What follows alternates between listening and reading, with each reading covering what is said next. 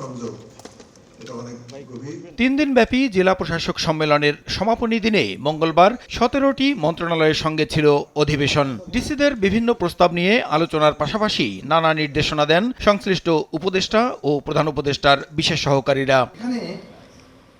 সকালে ওসমানী স্মৃতি মিলনায়তনে বৈঠক শেষে প্রধান উপদেষ্টার প্রতিরক্ষা বিষয়ক বিশেষ সহকারী জানান, লুট হওয়া সব অস্ত্র ও গুলি এখনো উদ্ধার হয়নি।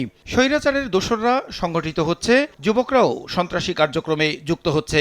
এ ব্যাপারে অভিযান পরিচালনার পাশাপাশি ডিসিদের সতর্ক থাকার নির্দেশনা দেওয়া হয়েছে।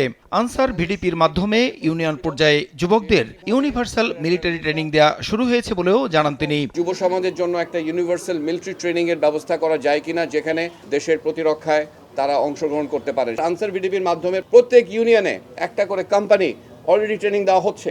এদিকে ডিসিদের সঙ্গে বৈঠক শেষে সাংবাদিকদের প্রশ্নের জবাবে স্থানীয় সরকার এবং যুব ও ক্রীড়া উপদেষ্টা বলেছেন, যেসব আওয়ামী লীগ নেতা ফেসিবাদে জড়িত ছিলেন না তারা ক্ষমা চেয়ে নির্বাচনে অংশ নিতে পারবেন।